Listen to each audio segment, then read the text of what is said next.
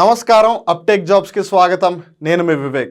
ఇవాళ మనం చర్చించుకోబోయే current affair అంశం ఇంటర్నేషనల్ కైట్ ఫెస్టివల్ 2023 అంటే అంతర్జాతీయ పతంగుల పండుగ 2023. కొంతమంది కైట్ అంటారు, కొంతమంది గాలిపటం అంటారు, కొంతమంది పతంగ్ అంటారు. ఏదైతేనేం మనందరికీ సంక్రాంతి పండుగ వచ్చిందంటే not only in Andhra Pradesh and Telangana, even Tamil Nadu రాష్ట్రం అవ్వచ్చు, కేరళ, అరుణాచల్ ప్రదేశ్, జమ్మూ కాశ్మీర్, ఉత్తరప్రదేశ్, గుజరాత్, మహారాష్ట్ర, ఎక్కడైనా సరే ఈ పొంగల్ లేదా సంక్రాంతి వచ్చిందంటే చాలు గాలిపటాలు గాల్లో కనిపిస్తూనే ఉంటాయి. And that's the speciality of Sankranti. So ఈ కైట్స్ అనేవి కేవలం ఇండియాలోనే కాదు, ప్రపంచం నలుమూలలో కూడా ఎగరేస్తూ ఉంటారు. అయితే ఈ సంక్రాంతి సమయంలో మన భారతదేశంలోని ఒక స్పెసిఫిక్ ఏరియాలో లేదు ఒక పర్టికులర్ స్టేట్లో ఇంటర్నేషనల్ కైట్ ఫెస్టివల్ని ఆర్గనైజ్ చేస్తారు.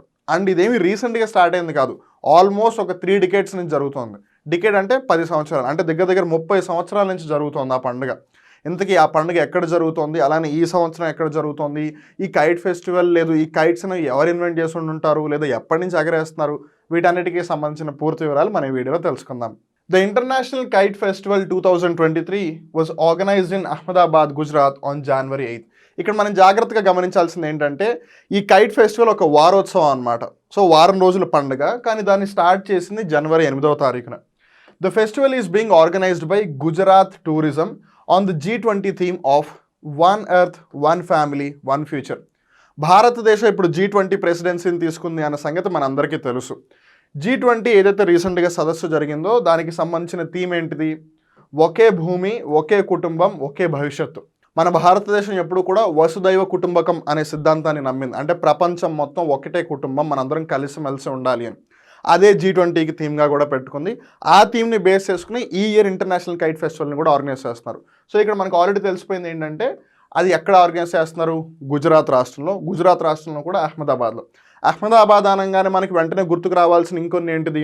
1 సర్దార్ పటేల్ స్టాచ్యూ, 2 సర్దార్ పటేల్ స్టేడియం ఏదైతే మోతేరాలో ఉందో అది, because it is the largest cricket stadium.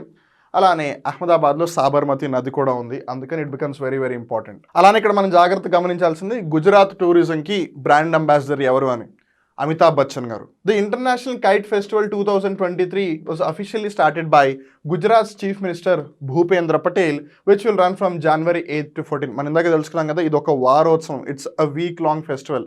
దాన్ని లాంచ్ చేసింది January 8th. ఎవరు లాంచ్ చేశారు అంటే గుజరాత్ యొక్క చీఫ్ మినిస్టర్. కానీ అది January 14th వరకు జరుగుతుంది, అంటే పండగ యొక్క బిగినింగ్ వరకు లేదా మెయిన్ పండగ వరకు జరుగుతుందని చెప్పొచ్చు. Ahmedabad first hosted the international kite festival on the occasion of Uttarayan in 1989. ఇక్కడ ఉత్తరాయణ అంటే కన్ఫ్యూజ్ అవ్వాల్సింది ఏమీ లేదు. మనం ఏదైతే మకర సంక్రాంతి అంటున్నామో లేదా తమిళ వాళ్ళు ఏదైతే పొంగల్ అని పిలుస్తారో దాన్నే గుజరాత్ వాళ్ళు ఉత్తరాయణ అని పిలుస్తారు. ఈవెన్ మహారాష్ట్రలో కూడా మకర సంక్రాంతి అని పిలుస్తారు. సో 1989వ సంవత్సరం నుంచి కూడా ఇంటర్నేషనల్ కైట్ ఫెస్టివల్ అనేది గుజరాత్లో జరుగుతుంది. సో టెక్నికలీ స్పీకింగ్ ఆల్మోస్ట్ 3 దశాబ్దాలకి పైనే. కాకపోతే గడిచిన 2 సంవత్సరాలు కోవిడ్ వల్ల ఈ కైట్ ఫెస్టివల్ అనేది జరగలేదు. మళ్ళీ it's coming back. Apart from Ahmedabad, the International Kite Festival will also be organized in Surat, Vadodara, Rajkot, Dwarka, Somnath, Dhordo and Kevadia. ఇవన్నీ కూడా గుజరాత్ రాష్ట్రంలో ఉన్న ప్రాంతాలే. అలానే మీరు జాగ్రత్తగా గమనించినట్టయితే సూరత్ని జెవెల్ సిటీ, కొన్నిసార్లు డైమండ్ సిటీ అని కూడా పిలుస్తూ ఉంటారు. వడోదరా అని ఒకప్పుడు బరోడా అని పిలిచేవాళ్ళు. సో ఈ విధంగా not only in just Ahmedabad, ఈ మిగిలిన ప్రాంతాల్లో కూడా ఈ కైట్ ఫెస్టివల్ అనేది జరుగుతుంది. After a gap of 2 years, skies over the Sabarmati river in Ahmedabad adorned with colorful unique kites. మనం ఇందాక తెలుసుకున్నాం కదా, కోవిడ్ వల్ల 2021, 2022, 2020 ఆ పర్టికులర్ టైంలో వాళ్ళు కైట్ ఫెస్టివల్ ఆర్గనైజ్ చేయలేదు. సో అందుకని ఇప్పుడు సాబర్మతి రివర్ పైన ఏదైతే ఆకాశం ఉందో అక్కడ ఎక్కడ చూసినా సరే మొత్తం గాలిపటాలే కనిపిస్తున్నాయి. కాకపోతే ఇక్కడ మీకు డౌట్ రావచ్చు, నాకు తెలుసు ఏంటంటే గాలిపటాలను అసలు ఎప్పటి నుంచి ఎగరేస్తున్నారు, లేదా గాలిపటాలను ఎవరు ఆవిష్కరించారు, ఎవరు ఇన్వెంట్ చేశారు అని. చైనీస్ ఫిలాసఫర్స్ మూజీ అలానే లూబాన్ అనే ఇద్దరు గాలిపటాలని ఫస్ట్ టైం ఇన్వెంట్ చేశారని జనాలు నమ్ముతారు.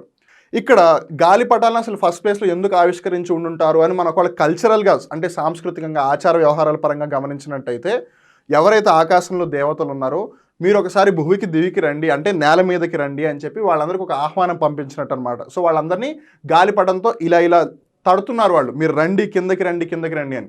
సో ఆ గాలిపటాన్ని పట్టుకుని వాళ్ళు భూమి మీదకి వచ్చి ఒకసారి ఈ భూమిని అంతా ప్రసన్నం చేసి ఇక్కడ ఎవరైతే సమస్యలు ఎదుర్కొంటున్నారో ఆ సమస్యల్ని సాల్వ్ చేయడానికి దేవతలు వస్తారనేది ఒక బిలీఫ్. ఇంకోటి సైంటిఫిక్ పర్పస్. ఒకప్పుడు మనుషులని పైకి లేపడానికి గాలిపటాలను ఉపయోగించేవాళ్ళని. బికాజ్ ఒకప్పుడు రాకెట్ అనే కాన్సెప్ట్ లేదు కదా.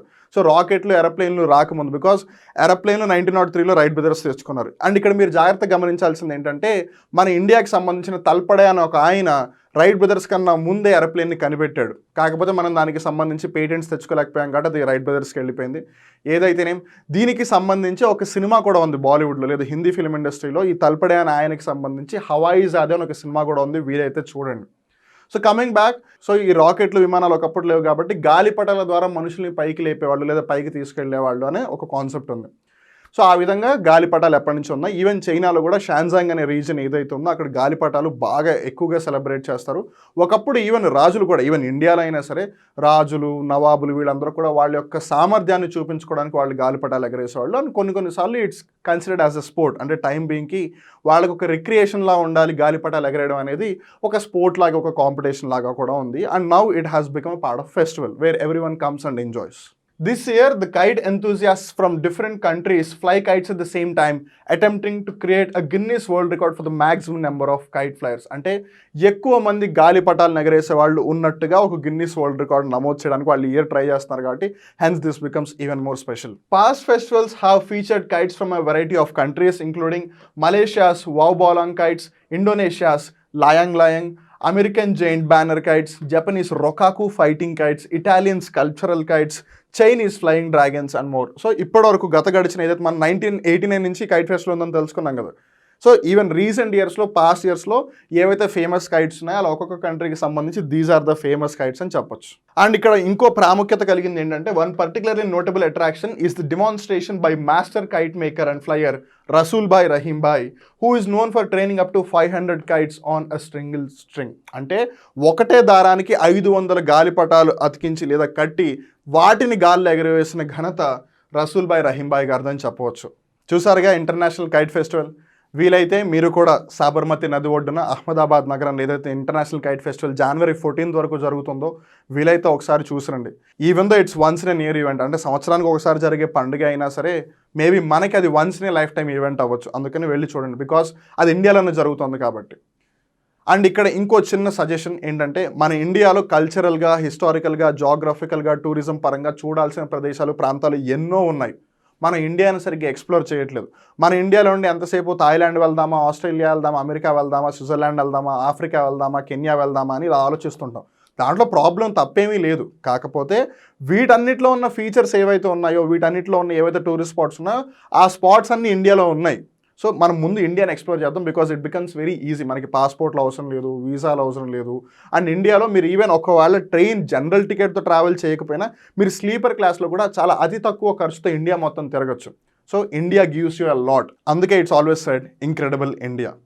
సో ఎందుకు ఆలస్యం, ఈ సంక్రాంతి పండగకి ఊరు వెళ్తే ఊరు వెళ్ళండి, లేదంటే మీ ఫ్యామిలీ అందరూ కలిసి వేరే ప్రాంతానికి వెళ్ళి అక్కడ కల్చర్ని కూడా ఒకసారి చూసిరండి. Wishing you everyone a happy Sankranti in advance.